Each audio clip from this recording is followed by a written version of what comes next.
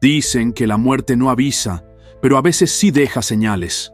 Pequeños indicios que si se ignoraran podrían evitar el desastre.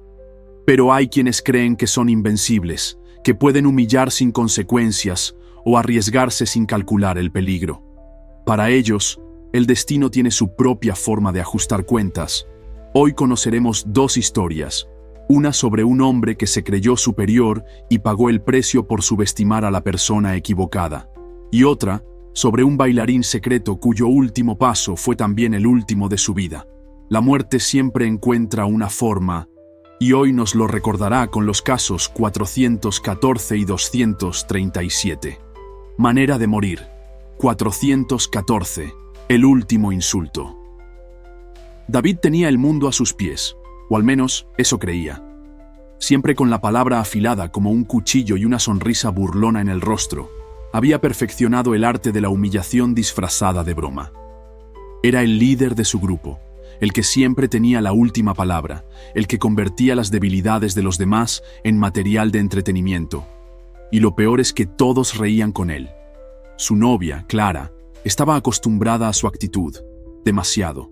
Al principio pensó que era solo su forma de ser, que con el tiempo cambiaría, que tal vez, en el fondo, la quería. Pero los años pasaban, y lo único que cambiaba era la intensidad de sus burlas. Lo que antes eran comentarios sutiles, ahora eran puñaladas directas a su autoestima. Aquella noche, la historia no fue diferente. Rodeados de amigos, con la música de fondo y los vasos vaciándose a cada minuto, David vio la oportunidad perfecta para demostrar una vez más su dominio. «Miren a Clara», dijo alzando la voz, con su tono burlón característico. Si se quedara callada un poco más, cualquiera pensaría que es parte del mobiliario. Las risas estallaron.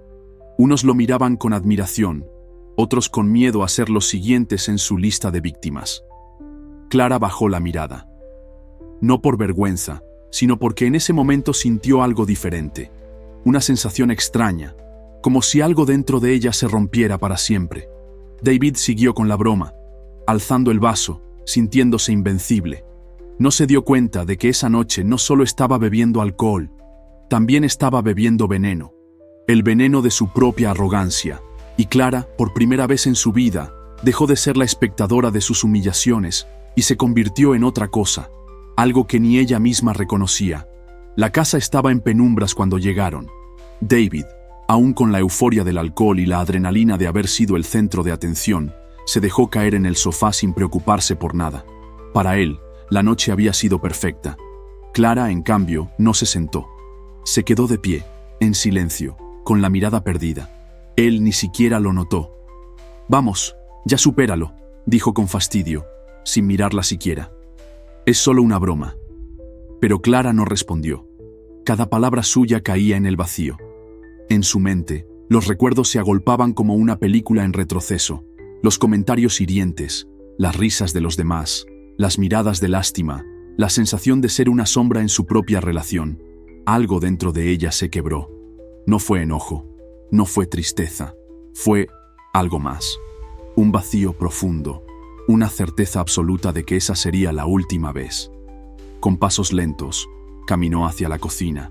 Abrió el cajón de los cubiertos y sus dedos recorrieron el metal frío de un cuchillo de cocina.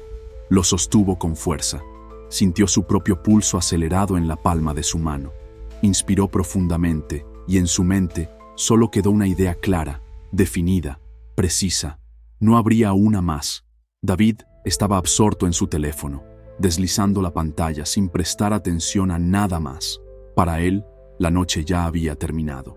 Clara solo estaba molesta, como tantas otras veces, y eventualmente se le pasaría. No notó sus pasos acercándose. No sintió la presencia que se cernía sobre él, envuelta en una calma aterradora. Solo sintió el primer golpe, un ardor intenso en el abdomen. El teléfono se le resbaló de las manos cuando el dolor se hizo real. Sus ojos bajaron lentamente y lo vio. Sangre. ¿Qué hiciste? Su voz tembló, y por primera vez en su vida no sonaba arrogante. Pero Clara no respondió. No titubeó. No dudó. El cuchillo volvió a hundirse en su cuerpo con precisión quirúrgica, como si cada corte fuera la respuesta a cada humillación que había soportado. El terror se apoderó de la cara de David, mientras la comprensión lo golpeaba con más fuerza que la hoja. Esto no era una discusión, no era una rabieta pasajera, era su final. Su cuerpo tambaleó, intentó aferrarse a algo, pero sus piernas no lo sostuvieron. Cayó de rodillas, su boca abierta, jadeando. La sangre se extendió por el suelo, como si la soberbia misma se derramara de su cuerpo. Cuando su cabeza golpeó el suelo, sus ojos seguían abiertos, aún incrédulos, aún sin aceptar que, por primera vez en su vida, no tenía el control, que ya no era el rey de nada. Minutos después, las sirenas rompieron el silencio de la noche. Los oficiales entraron a la casa y encontraron a Clara en la cama. No lloraba, no gritaba, solo miraba al vacío con la ropa empapada en rojo y las manos aún manchadas de la última decisión que había tomado. David, el que siempre había sido el centro de atención, ahora era solo un cuerpo en el suelo, un número más en una lista de crímenes. El caso número 414, manera de morir, número 237. El último baile. A simple vista, Ernesto era un hombre intachable, meticuloso, elegante y siempre bajo control. En la oficina, sus colegas lo veían como alguien inquebrantable, un líder nato cuya disciplina y seriedad lo habían llevado lejos. Nunca una sonrisa de más, nunca un gesto innecesario. Pero lo que nadie sabía era que, en la intimidad de su hogar, Ernesto era otro hombre. Un hombre que vivía por el ritmo del tango. No era solo un pasatiempo, ni una simple afición. Para él, el tango era su verdadera esencia, un fuego que ardía bajo la máscara de su apariencia rígida. Cuando la música comenzaba a sonar, su cuerpo se liberaba de la corbata ajustada y el traje impecable. En su sala, entre los muebles cuidadosamente ordenados, se convertía en un bailarín apasionado, un hombre que se movía con una intensidad que jamás habría mostrado ante el mundo. Aquella noche no fue diferente. Con un vaso de whisky en la mano, puso el tocadiscos en marcha.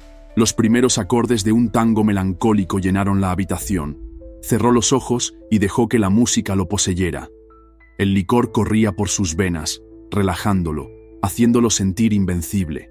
Giró, avanzó, giró de nuevo. Sus pies flotaban sobre la madera pulida. Se sentía más ligero que nunca, y entonces quiso probar algo nuevo, un giro más ambicioso. Pero no calculó bien. El pie resbaló. Sintió el vacío. El equilibrio desapareció. Y el destino, que lo había estado observando desde un rincón oscuro de la habitación, decidió que era su turno. El tiempo se ralentizó mientras Ernesto caía.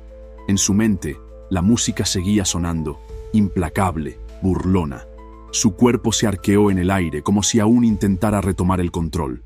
Pero el control ya no era suyo. El estruendo fue brutal. Su espalda impactó contra la mesa de cristal con una violencia inimaginable. El vidrio no solo se rompió, sino que explotó bajo su peso, enviando filosas esquirlas en todas direcciones. Pero el verdadero golpe de gracia no fue la caída en sí. Uno de los fragmentos, grande y afilado como una daga, se hundió profundamente en su cuello. Ernesto sintió la cálida humedad de su propia sangre bañando su piel. El dolor se esparció por su cuerpo, pero más que el dolor, sintió una certeza escalofriante. Era el final. Intentó moverse, pero su cuerpo se negó a responder. El teléfono estaba en la mesa a solo unos metros, pero con cada segundo que pasaba, la distancia parecía crecer. Trató de arrastrarse, pero con cada esfuerzo, la sangre brotaba con más fuerza, formando un charco que se expandía lentamente bajo él. Sus manos se aferraron al suelo, temblorosas. La música seguía sonando. Su último baile había llegado. La noche avanzó sin interrupciones. Las calles estaban en silencio, pero dentro de aquel apartamento una canción seguía sonando una y otra vez.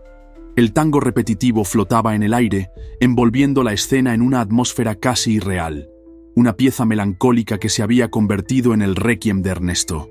El sonido llamó la atención de un vecino del edificio, un hombre mayor que estaba acostumbrado a la rutina estricta de Ernesto. Sabía que nunca dejaba luces encendidas por tanto tiempo. Sabía que nunca ponía la misma canción en bucle. Se acercó a la puerta con cautela y golpeó 3 veces. Nada. Esperó unos segundos. Volvió a tocar. Nada. Un escalofrío recorrió su espalda. Se inclinó hacia la puerta, intentando escuchar algo más allá de la música. Silencio. Solo el tango seguía, como un eco de algo que ya no estaba vivo.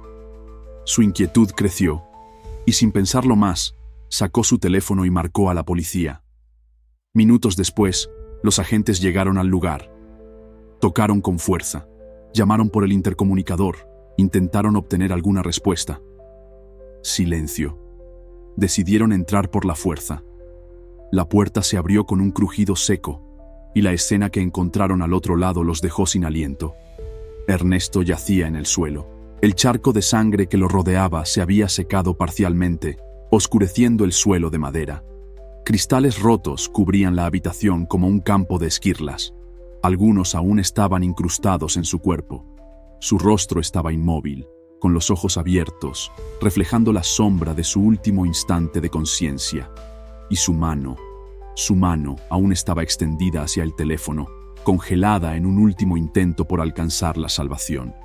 Pero el destino había decidido que no lo lograría. Uno de los policías apagó el tocadiscos. El tango se detuvo abruptamente, como si la misma muerte hubiera dejado de bailar. Caso número 237. 2 vidas, 2 destinos sellados por decisiones impulsivas. David creyó que podía humillar sin consecuencias. Clara le enseñó lo contrario. Ernesto pensó que un solo paso en falso no podía costarle nada. Los vidrios de su mesa no estuvieron de acuerdo.